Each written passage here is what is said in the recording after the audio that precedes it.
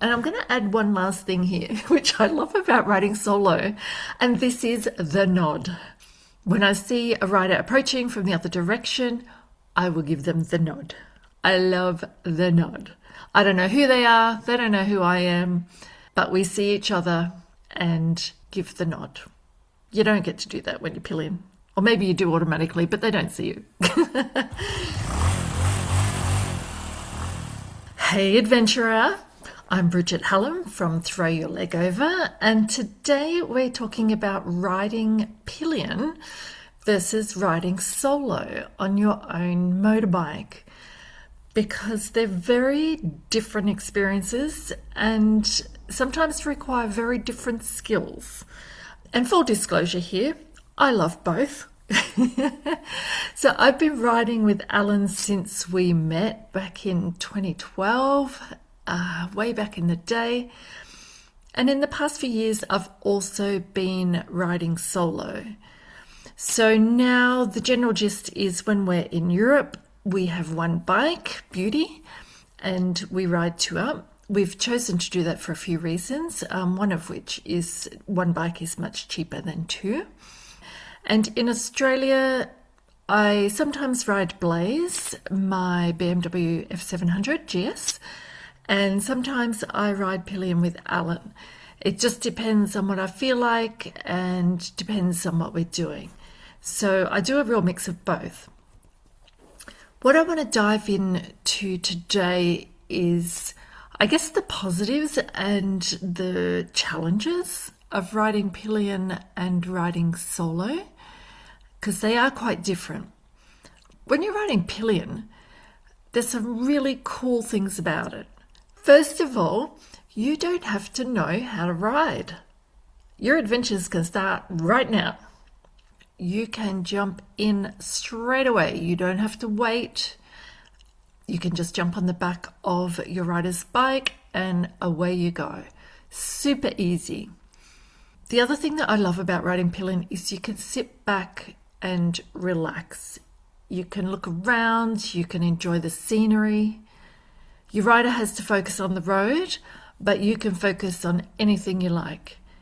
When we're riding together two up, I take photos and sometimes videos of our rides, and I know that Alan does not see a lot of what I see when we're riding.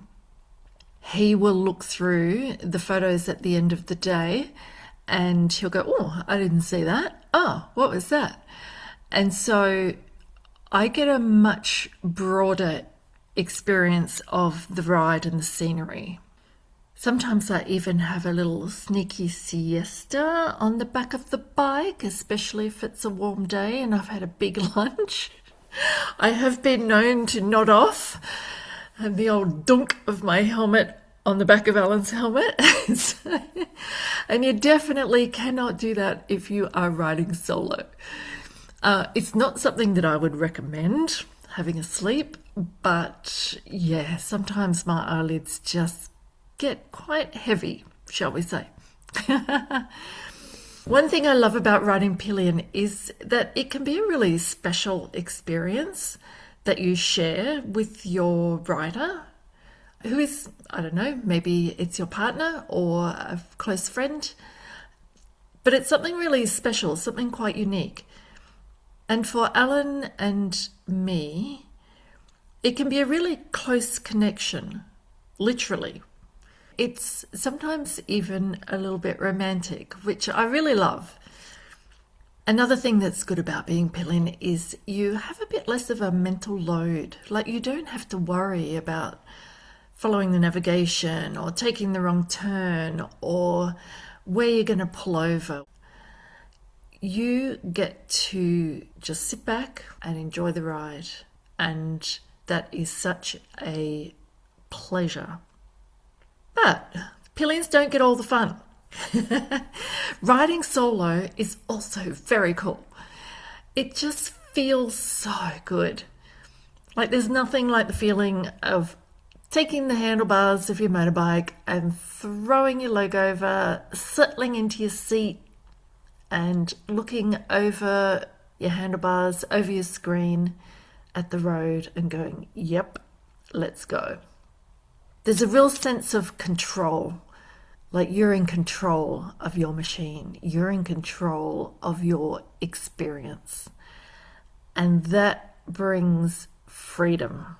I know there's freedom in being pillion and riding, but when you're riding solo, you have that extra freedom of being able to point your motorbike towards the horizon.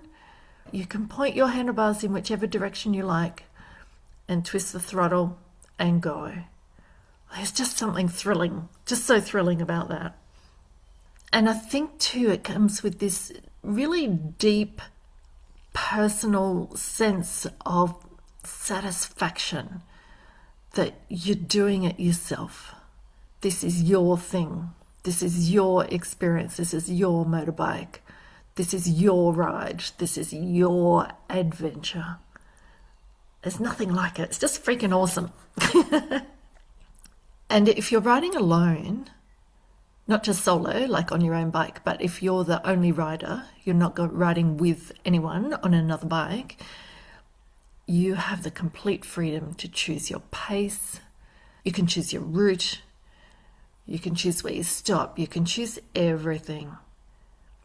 And you get the added bonus of the focus that's required to ride solo, because that brings that kind of meditative space in your mind. Pillions don't get that. My head sometimes is full of all sorts of stuff when I'm riding pillion. But when I'm riding solo, that just fades to the side and out, and my focus is singular. And I love that.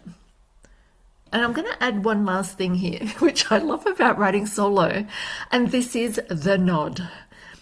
When I see a rider approaching from the other direction, I will give them the nod.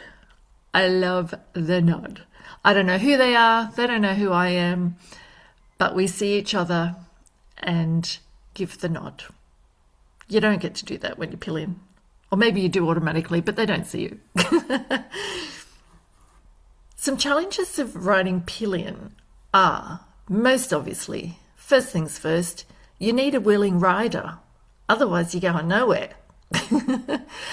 And, importantly, you need a rider that you can trust. Not every rider is going to be great for taking a pillion with them. So you need a rider that wants you to come riding with them, that you can trust. Because you have to be okay with your rider being in control. You are not in control. You really have to hand over that control to your rider. And sometimes that's not so easy. But you are in the pillion seat and your rider is in the control seat, literally. And I know that that can be difficult. I know some riders really dislike it. You might dislike it, or you might have a rider who is awesome and trustworthy and loves riding with you on the back. You also have less control over the pace of the ride. Obviously, you can ask your rider to go a bit faster or a bit slower, whatever you like, but it's their decision. They are the ones that choose the pace, and they also will have their own riding style. So you have very little control over that.